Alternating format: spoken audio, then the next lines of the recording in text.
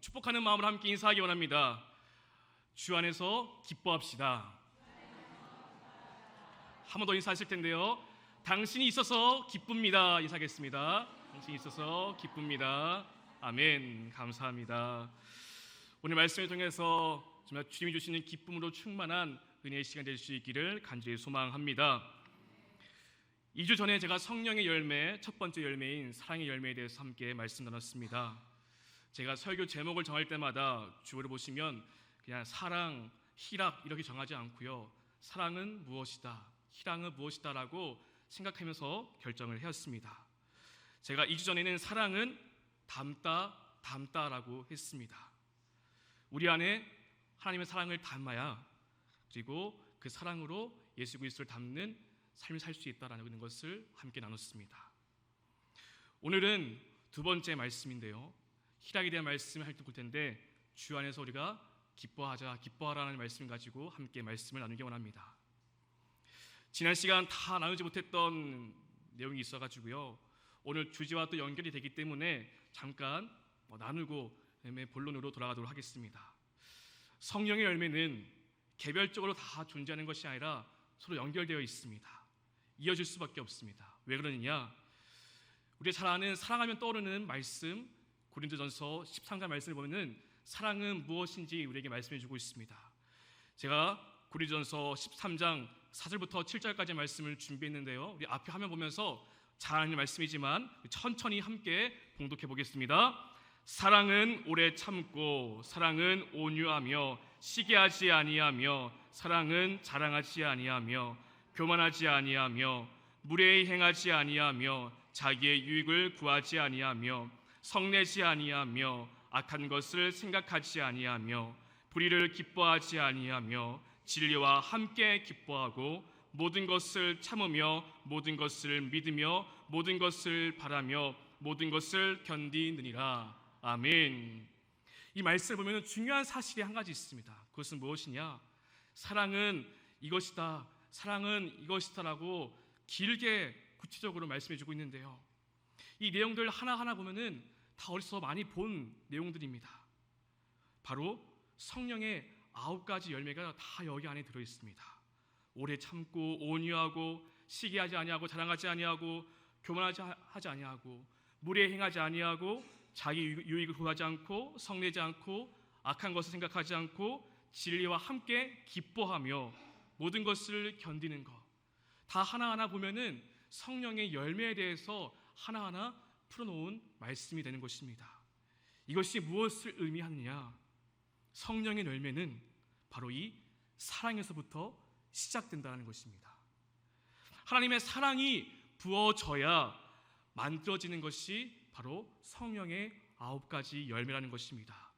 그래서 이 9가지 열매에 대해서 말할 때 제일 먼저 나온 게 사랑이 중요하기 때문에 사랑이부터 시작되고 출발하기 때문에 바로 사랑이 먼저 나온 것입니다. 따라서 우리는 앞으로 모든 열매를 살펴볼 때에 가장 기본이 되는 것은, 가장 바탕이 되는 것은 바로 이 사랑이다, 바로 하나님의 사랑이다, 그리스도의 사랑이라는 것을 우리는 꼭 기억하면서 말씀을 나눠야 할 것입니다. 또 중요한 것은요, 우리가 앞으로 나누는 말씀들을 통해서 각각 열매에 대해서, 특징에 대해서 알게 될 텐데 간절히 바라옵기는 우리가 이것을 그냥 머리로만 알고 이론으로만 아는 것이 아니라 우리 삶으로 이 성령의 열매가 나타날 수 있기를 간절히 소망합니다. 이론이 아닌, 지식이 아닌 바로 우리의 삶을 통해서 이 성령의 은혜와 능력이 나타나고 우리의 모습을 통해서 바로 그리스도가 증거될 수 있는 놀라운 은혜가 우리 모두에게 있게 되기를 주님의 이름으로 축원드립니다. 우리는 성령의 두 번째 열매인 희락에 대해서 함께 은혜를 나누고자 합니다. 여러분, 희락이 무엇인가요? 희락. 한 절 보면은 기쁠 희에 즐거울 락자를 쓰고 있습니다. 그러니 기쁨과 즐거움이죠.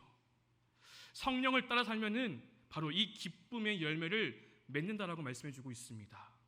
근데 조금 의아하게 생각할 수 있겠습니다. 왜냐하면 기쁨이라는 것은 굳이 성령의 도우심이 아니어도 우리 안에 기쁨이 있기 때문입니다. 우리는 인생을 살아가면서, 삶을 살아가면서 기쁨을 누리죠. 기쁨을 느낍니다. 근데 왜 성경에서는 이 희락, 기쁨을 성령의 열매라고 하는가? 성도님께서는 요즘 무엇 때문에 기뻐하고 계시나요? 기쁨을 주고 있는 것이 여러분들에게 무엇이 되시나요? 3구역 아파트로 이사 가신 분들은 오랫동안 기다렸던 그 집에 이제 들어가게 되었으니 그것으로 큰 기쁨을 느끼셨을 것입니다. 물론 부담이 되는 부분도 있겠지만 그래도 오랫동안 기다렸던 그 집에 들어갔으니 그 집에 들어가는 그 순간에는 엄청난 기쁨으로 들어가실 것 같아요. 요즘 동네 아이들이 다 여기 자이 아파트로 모인다고 합니다. 왜 그런지 아십니까? 놀이터가 너무 좋아가지고 엄마들이 다 아이들 데리고 자이 아파트로 간다라고 해요. 이 외에도 우리 인생에 좋은 것들이 많이 있을 것 같습니다. 좋은 차, 좋은 직장, 때로는 직장에서 승진하거나 어떤 보너스를 받으면 우리는 기쁩니다. 또는 우리 자녀들에게 좋은 소식이 들려오면 기쁩니다. 성적이 좋은 성적 받고 좋은 대학 들어가고 아니면은 좋은 곳에 취직하게 됐거나 이런 이야기를 듣게 되면은 우리는 기쁩니다.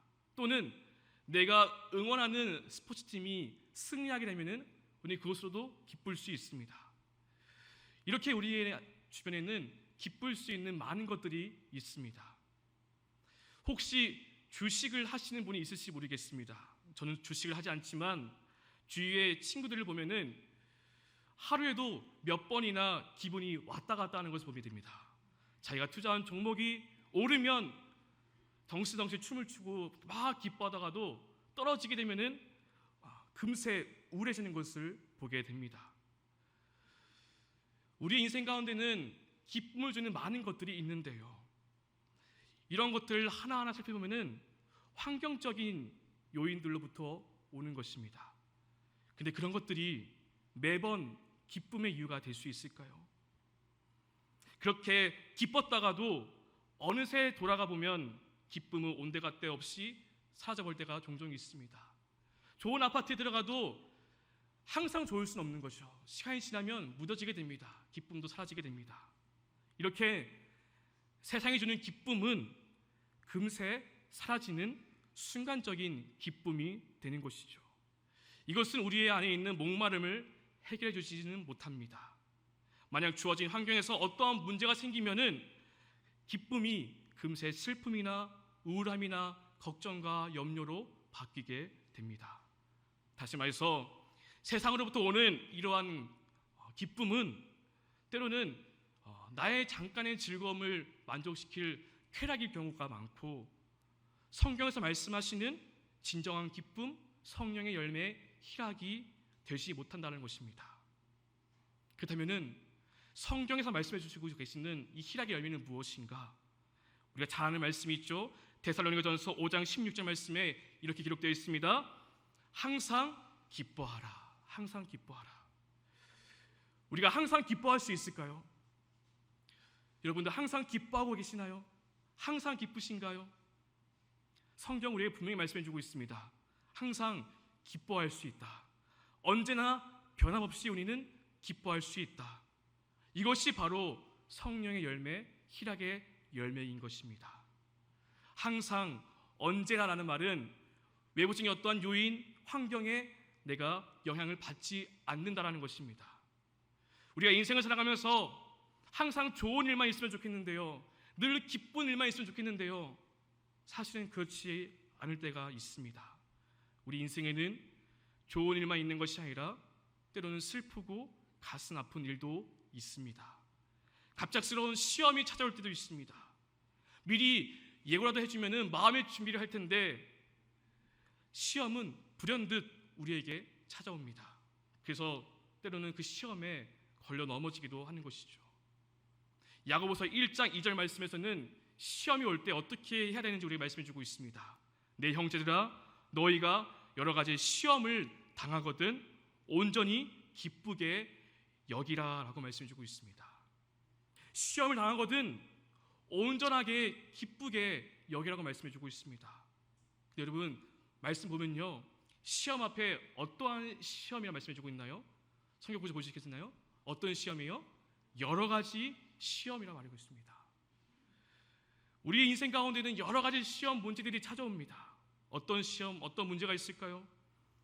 누군가는 생활의 문제가 있을 수도 있고요, 경제적인 어려움이 있을 수도 있고, 건강의 문제가 될 수 있고, 자녀의 문제가 될 수 있고, 관계의 문제, 그런 시험이, 여러 가지 시험이 우리 인생 가운데는 찾아온다는 것이죠. 인생 중에 시험이 없는 인생은 없습니다. 누구나 다 시험을 당합니다. 그 시험을 연기할 수도 없습니다.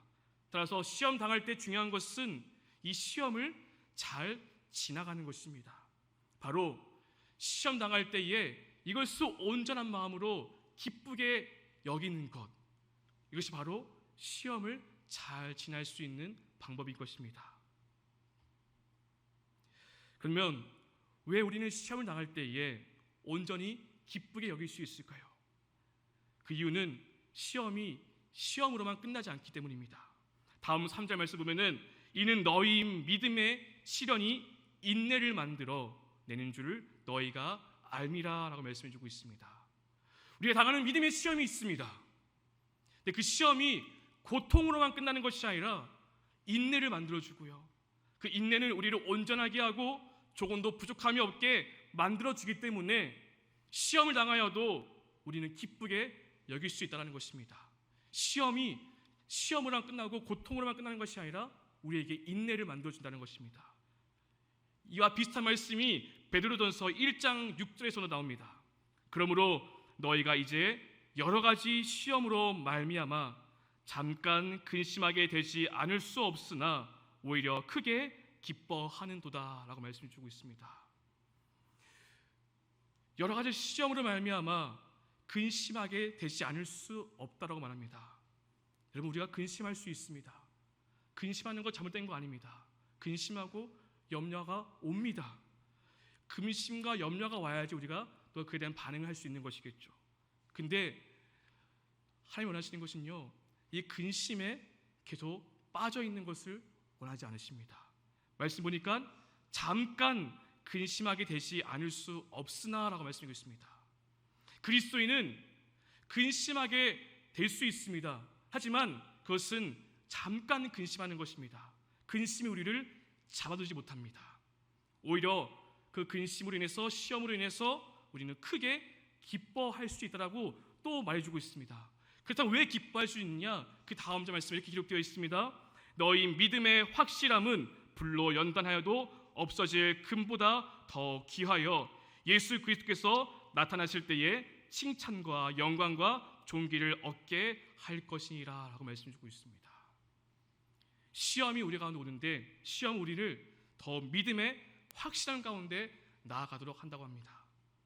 불과 같은 시험은 우리의 믿음을 연단하고요, 금보다 더 귀한 믿음으로 세워지게 만들어줍니다. 그리고 예수님께서 다시 오실 때에 칭찬과 영광과 존귀를 얻게 될 것이기 때문에 시험을 당하여도 우리는 기뻐할 수 있다, 기뻐한다라고 성경 우리에게 말씀 주고 있습니다. 여러분, 야고보서 말씀, 베드로전서 말씀, 다 시험이 시험으로만 끝나는 것이 아니라, 고통으로만 끝나는 것이 아니라 시험 당하더라도 그 위에 우리 안에 기쁨이 있고, 그 이유는 우리 안에 바로 주님께 주시는 칭찬과 영광과 존귀, 또 인내함이 있겠다고 말씀해주고 있기 때문입니다. 지금 당하고 있는 시험이 나를 근심하게 만들어도 미래에 대한 소망이 있기 때문에 우리는 견딜 수 있는 것입니다. 이 소망은 잠시 있다가 사라지는 것이 아니라 영원한 것입니다. 영원한 소망. 사랑하는 여러분, 혹 시험과 이러한 환경의 어려움을 인해서 근심하고 염려하더라도 잠깐 근심하고 우리에게 영원한 소망이 있음을 우리가 꼭 믿을 수 있기를 간절히 소망합니다. 여기서 한 가지 드는 질문이 있습니다. 그렇다면 미래의 소망이 우리에게 있는데, 주님 다시 오실 때 우리가 받기에는 칭찬과 영광이 있고 존귀가 있는데, 그렇다면 그때가 오기까지 우리는 이 시험의 자리를, 고통의 자리를, 슬픔의 자리를 그냥 억지로 견디면 되는 것인가? 성경은 그렇게 말씀해주고 있지 않습니다. 억지로 참고 억지로 기뻐하라고 말씀하지 않습니다. 성경에서는 우리에게 말씀하십니다. 기쁨의 그 근원으로 나아가라 말씀하십니다. 기쁨의 원천이 되는 예수님 안에 거하면 우리는 그 시험과 환난 가운데서도 기뻐할 수 있고 주님 다시 오실 때까지 그 영광의 소망을 우리가 얻을 때까지 우리가 견딜 수 있다, 능히 견딜 수 있다라고 말씀해주고 있습니다. 오늘 우리가 읽은 빌립보서 말씀 4장밖에 안 되는 짧은 편지이지만요, 이 안에 기뻐하라는 말이 무려 16번이나 나옵니다. 빌립보서는 사도 바울이 쓴 편지로 우리는 옥중서신이라고 부릅니다. 이 편지를 쓸 때 사도 바울은 감옥에 갇혀 있는 상황이었던 것이죠. 그런데 그러한 암울한 상황 가운데서도 사도 바울은 당당하게 외칩니다. 기뻐하라, 기뻐하라. 16번이나 기뻐하라, 기뻐하라고 말해주고 있습니다. 지금 감옥에 갇혀 있고 또 어떠한 판결이 나올지 모르는 상황 가운데에서 사형 선고가 나올 수 있는 그런 상황 가운데서 바울은 어떻게 이렇게 기뻐할 수 있었을까요? 그가 기뻐할 수 있었던 비결은 바로 오늘 함께 했던 말씀에서 엔퀴오, 주 안에서 이것이 있었기 때문에 바울은 기뻐할 수 있었던 것이었습니다. 우리 오늘 본문 4절의 말씀을 다시 한번 읽어보겠습니다. 시작. 주 안에서 항상 기뻐하라. 내가 다시 말하노니 기뻐하라. 아멘. 제가 성경을 검색해 보니까요, 빌립보서의 주 안에서라는 말이 10번이나 나옵니다. 10번이나. 제일 많이 나옵니다. 성경 중에서. 사도 바울은 비록 지금 감옥에 갇혀 있는 상황이지만 주 안에 있었기 때문에 기뻐할 수 있었던 것이었습니다. 여러분, 그렇다면 주 안에 있는 것은 무엇일까요? 우리가 주 안에 있다, 주 안에 있다. 오늘 찬송에서도 그렇게 불렀는데, 그럼 우리는 어떻게 주 안에 있을 수 있을까요? 교회 열심히 다니면 주 안에 있는 것일까요? 근데 교회를 다녀도 주 안에 있지 않는 경우도 있습니다. 왜 그러느냐? 주 안에 있다는 것은요, 우리 주님과의 관계를 말하는 것이기 때문입니다. 요한일기서 3장을 보면요, 라오디게아 교회를 향해서 예수님이 이렇게 말씀하십니다. 볼지어다 내가 문 밖에 서서 두드리노니 라고 말씀하십니다. 라오디게아 교회를 향해서 하신 말씀입니다. 초신자가 아닙니다. 처음 있는 사람이 아닙니다. 교회를 향해서 하신 말씀인데 내가 지금 문 밖에서 두드리고 있다라고 말씀하시는 것입니다. 그 말은 지금 예수님을 문 밖에 세워두고 있다는 것입니다. 교회인데, 성도인데 예수님을 지금 문 밖에 세워두고 있는 것입니다. 예수님과 전혀 관계없는 삶을 살고 있다는 것이죠. 따라서 교회 다닌다고 해서 주 안에 있는 것이 아닙니다. 주 안에 있는 것은 주님과의 인격적인 만남과 그리고 교제가 있어야지 주 안에 있다라고 말할 수 있는 것입니다. 사랑하는 여러분, 예수님은 우리와 함께하고 싶으십니다. 믿으십니까? 예수님은 우리와 함께하고 싶어 하세요. 그래서 문을 계속해서 두드리고 계세요. 중요한 것은 예수님 우리와 함께하고 싶어 하시는데 우리가 문을 열지 않으면 함께할 수 없다는 것이죠. 예수님을 문 밖에 세워두는 것입니다. 우리가 이 말씀을 꼭 기억하며 나는 예수님을 지금 어디에 모시고 있는가? 문 밖에 계신가? 아니면 내 마음 속에 계시는가? 그냥 문 밖에 계신 손님으로 계시는가? 아니면 내 마음에 오셔서 내 삶의 주인이 되어주시는가? 우리는 정말 진지하게 이 물음에 우리는 고백할 수 있어야 될 것입니다. 우리는 예수님을 문 밖에 두지 말고 지금도 내 마음의 문을 두드리고 계신 예수님께 우리의 마음의 문을 활짝 열 수 있기를 간절히 소망합니다. 그러면 기쁨의 근원이신 예수님이 우리 안에 들어오시겠죠. 그러면 물이 바다 덮는 것 같은 그 놀라운 하나님의 기쁨, 예수님의 기쁨이 우리 안에 있게 되는 것입니다. 요한복음 15장에서 우리 잘 아는 포도나무 비유가 말씀이 나옵니다. 5절 말씀에 이렇게 기록되어 있습니다. 나는 포도나무요 너희는 가지라. 그가 내 안에 내가 그 안에 거하면 사람이 열매를 많이 맺나니 나를 떠나서는 너희가 아무것도 할 수 없음이라. 아멘. 우리는 주님을 떠나서는 아무것도 할 수 없습니다. 왜냐하면 우리는 가지이기 때문입니다. 포도나무이신 예수님께 붙어 있어야 가진 우리에게 열매가 맺게 되는 것입니다. 우리가 주님 안에 거하고 주님이 우리 안에 거할 때에, 다시 말해서 주님과의 깊은 교제가 이루어질 때에 세상이 줄 수 없는 열매가 우리에게 있게 되는 것입니다. 그리고 예수님은요, 이 포도나무 비유를 한 다음에 요한복음 15장 11절 말씀에서 이렇게 기록되어 있습니다. 내가 이것을 너희에게 이름은 내 기쁨이 너희 안에 있어 너희 기쁨을 충만하게 하려 함이라. 아멘. 내가 너희에게 이 비유를 가르치는 이유가 무엇이냐? 내 기쁨이 너희 안에 있기를 바라는 거야. 근데 이 기쁨은요, 충만한 기쁨이래요. 예수님은 기쁨의 근원, 기쁨의 원천이 되시기 때문에 그 예수님을 우리 안에 모시면 기쁨이 충만케 되는 것이죠. 따라서 내 안에 기쁨이 있느냐 없느냐는요, 지금 주님이 내 안에 계시는가 그렇지 않는가를 보여줄 수 있는 증거가 됩니다. 여러분, 주님 안에서 지금 기뻐하고 계십니까? 정말 주님을 내 안에 모시고 계시면은 우리는 기쁠 수밖에 없습니다. 오늘 이 시간 나에게 이러한 기쁨이 있는지 없는지 우리가 생각해 보면서 정말 주님을 오늘 이 시간 내 안에 모시는 그런 고백을 드릴 수 있기를 간절히 소망합니다. 주님과의 관계를 우리가 점검할 수 있기를 원합니다. 찬송가 370장 주 안에 있는 나에게, 다 아시는 찬양이죠. 우리 앞에 가사 보여주면서 우리 1절만 우리 같이 한번 불러볼까요?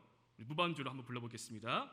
주 안에 있는 나에게 딴 근심이 있으랴 십자가 밑에 나가 내 짐을 풀었네. 주님을 찬송하면서 할렐루야 할렐루야 내 앞길 멀고 험해도 나 주님만 따라가리. 아멘. 지금까지 이 찬양을 어떻게 부르셨습니까? 1절 가사 이렇게 나오죠. 주 안에 있는 나에게 딴 근심이 있으랴. 근심이 있다는 말이에요, 없다는 말이에요? 없다는 것이죠. 주 안에 있는 나에게 어떻게 근심이 있겠습니까? 그 이유가 무엇이냐? 바로 다음 말씀, 다음 가사, 십자가 밑에 내가 나아가 내 짐을 풀었네. 그 이유는 내가 십자가 밑에 나아가서 내 모든 근심 걱정의 짐을 다 풀었기 때문에 내게 근심이 없다는 것입니다. 주 안에 있는 나에게는 근심이 없다라고 고백하고 있습니다. 사랑하는 여러분, 나의 모든 죄의 짐을 대신 지신 예수님께 우리가 나아갈 수 있기를 간절히 소망합니다. 그리고 십자가 밑에 나아가 내 인생의 짐, 내 세상의 모든 짐을 다 내려놓을 수 있기를 원합니다. 주님께서 말씀하셨죠. 수고하고 무거운 짐진 자들아 다 내게로 오라. 내가 너희를 쉬게 하리라. 아멘. 내 모든 시험, 모든 무거운 짐을 십자가 앞에 다 내려놓고 우리가 주님 안에 거하기만 하면, 주 안에 있으면 나에게 근심이 없습니다. 주님의 기쁨이 내 안에 있고 예수님이 나와 함께 하시기 때문에 나는 근심이 아닌 기쁨을 노래합니다. 우리가 이 고백을 드릴 수 있게 되기를 주님의 이름으로 축원드립니다. 마지막으로 오늘 본문 말씀 빌립보 4장 6절과 7절 말씀을 우리 함께 읽어보겠습니다. 시작. 아무것도 염려하지 말고 다만 모든 일에 기도와 간구로 너희 구할 것을 감사함으로 하나님께 아뢰라. 그리하면 모든 지각에 뛰어난 하나님의 평강이 그리스도 예수 안에서 너희 마음과 생각을 지키시라. 아멘. 사랑하는 여러분, 사탄은요 우리 안에 있는 기쁨을 빼앗으려고 합니다. 기쁨 대신 두려움, 기쁨 대신 염려에 잡히도록 우리를 유혹합니다. 그리고 때로는 세상 사람들이 이렇게 말합니다. 괜찮아, 너 너는 할 수 있어. 너는 잘 극복할 수 있을 거야. 잘 될 거야. 사람들이 이렇게 위로하죠. 이런 말로 위로하고 이런 말로 격려합니다. 사실 이것은요, 신앙의 언어는 아닙니다. 주님은 정반대의 말씀하셨어요. 이 일은 너가 할 수 없는 일이야. 그러니까 너가 염려할 일이 아니라고 말씀하세요. 나에게 맡겨라고 예수님이 우리에게 말씀해 주신다는 것입니다. 여러분, 이 말이 무슨 뜻인지 아십니까? 내가 할 수 없는 일이라고 인정하면요, 이제 그 일로 염려하지 않는 것입니다. 내가 할 수 없는 일인데 그것을 인정하면은 염려가 없는 거예요. 근심이 없는 거예요. 그 다음에 어떻게 되냐? 아무것도 염려하지 말고 다만 모든 일에 기도와 간구로 하나님께 아뢰래요. 아뢰라는 것은 맡기라는 것입니다. 이 일은 너가 할 수 없는 일이야. 그러니 근심하지 마, 염려하지 마. 대신 모든 일에 기도와 간구로 하나님께 아뢰면 돼. 하나님께 맡기면 돼 라고 오늘 우리에게 말씀해 주고 있는 것입니다. 그럼 이제 내 손에 있는 것이 아니라 주님 손에 있기 때문에 모든 일들이 주님 안에 있음을 우리가 믿고 감사하면 되는 것입니다. 이것이 우리가 해야 할 일입니다. 문제 해결은 하나님이 하시는 일이고요, 우리가 해야 할 일은 하나님께 아뢰면 되는 거예요. 내가 할 수 없는 일임을 인정하고 고백하고 하나님께 아뢰면 되는 거예요. 하나님께 모든 것을 다 듣고 계시고 보시고 하나님의 때에 하나님의 방법으로 반드시 그것을 해결해 주실 것을 우리가 믿으면 되는 것입니다. 이렇게 맡기면 어떠한 일이 일어나느냐, 우리 안에 다음 말씀이에요. 그리하면 사람이 감히 생각할 수 없는 하나님의 평강이 그리스도의 안에서 우리 안에 들어오고요, 우리의 마음과 생각을 지켜주신다고 말씀하십니다. 그래서 지키시라는요, 군사 용어입니다. 군대가 보호한다는 거예요. 우리의 마음과 우리의 생각은요, 정말 치열한 전쟁터입니다. 끊임없이 우리 안에는 싸움이 있어요. 우리 마음과 우리의 생각에는 끊임없는 영적 싸움이 일어나고 있습니다. 근데요, 하나님께 맡기면요, 하나님의 놀라운 평강이 우리의 마음과 우리의 생각을 지켜주신다고, 보호해주신다고 말씀해 주고 있습니다. 여러분, 하나님의 평강이 우리를 보호해 주시는데 사탄이 어떻게 우리 안에 있는 기쁨을 빼앗아갈 수 있겠습니까? 빼앗아갈 수 없습니다. 하나님께 맡기면요, 하나님의 평강이 우리를 지켜 보호하십니다. 우리의 마음을, 우리의 생각을 지켜주시고, 우리의 마음을 지켜주신 것은 곧 우리의 생명을 지켜주신다는 것입니다. 사랑하는 여러분, 우리가 하나님께 맡길 수 있기를 소망합니다. 그때 주님 주시는 기쁨이 우리 안에 있을 것입니다. 하나님의 평강이 우리를 보호하시고 그래서 우리는 항상 기뻐할 수 있게 될 것입니다. 여러분, 시험이 오고 문제를 만날 때만 기도하는 것이 아니라 성경에서 모든 일에 기도와 간구로 하라고 했습니다. 모든 일, 이 모든 일은 기쁜 일, 좋은 일, 슬픈 일, 안타까운 일, 뭐 다 포함하는 것이겠죠. 모든 일을 다 기도와 간구로 하나님께 아뢰고 맡기라고 합니다. 그게 맡기며 기도하는 생활이 될 때, 기도하는 삶이 될 때, 때로는 예기치 않는 내 인생에 문제가 찾아오더라도 쉽게 흔들리지 않는 것입니다. 그리고 세상이 깜짝 놀랄 일을 우리는 보여줄 수 있습니다.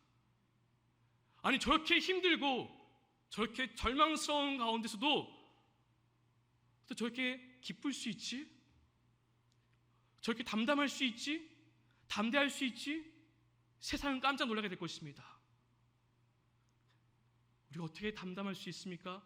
담대할 수 있습니까? 기뻐할 수 있습니까?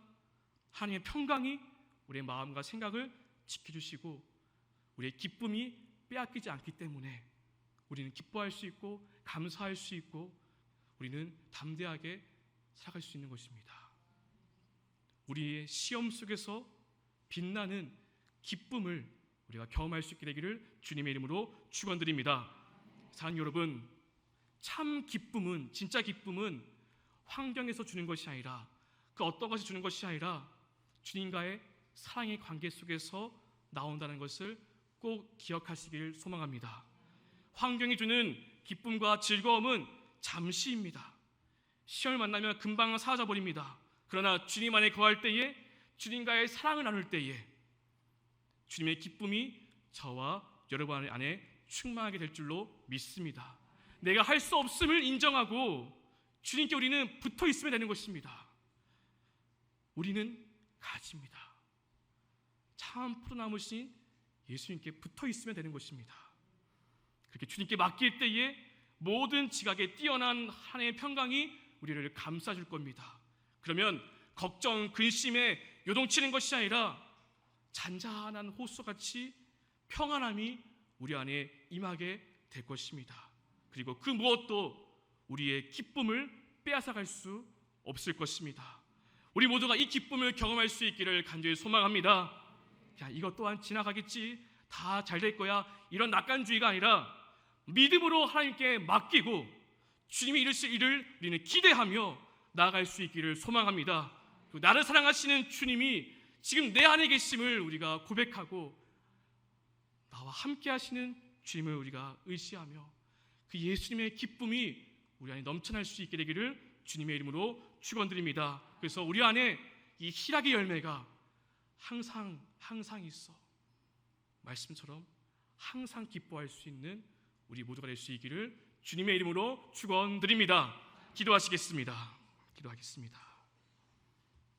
우리를 사랑하시는 하나님, 때로는 여러 가지 시험을 당하여 근심할 때가 있습니다. 생각지 않은 인생의 문제로 염려하기도 합니다. 그렇지만 우리가 주님 안에 거할 때에 근심이 기쁨으로, 슬픔이 찬송으로 바뀌는 놀라운 은혜가 있게 하여 주시옵소서. 우리는 가지이고 예수님은 참 푸르나무이십니다. 주님을 떠나서는 아무것도 할 수 없습니다. 언제나 예수님께 붙어있는 가지가 되어 풍성한 열매를 맺게 하시고 세상에 줄 수 없는 기쁨이 우리 안에 있어 늘 그 기쁨을 고백하는 우리 모두가 되게 하여 주시옵소서. 그리고 우리가 그 기쁨을 고백하고 그 기쁨을 전하며 그 기쁨을 나눌 수 있는 축복의 통로가 되게 하여 주시옵소서. 이제는 우리 주 예수 그리스도의 은혜와 하나님 아버지의 크고 놀라우신 사랑과 성령님의 내주하심과 능력 주심이 세상의 조건과 환경에 따른 순간적인 기쁨이 아니라 오직 주님 안에 거할 때 주시는 참된 기쁨, 그 주님의 기쁨으로 충만하기를 소망하며 결단하는 사랑하는 주님의 자녀들 위해 삶의 모든 자리 위에 지금부터 영원히 함께하여 주시기를 간절히 축원하옵나이다. 아멘.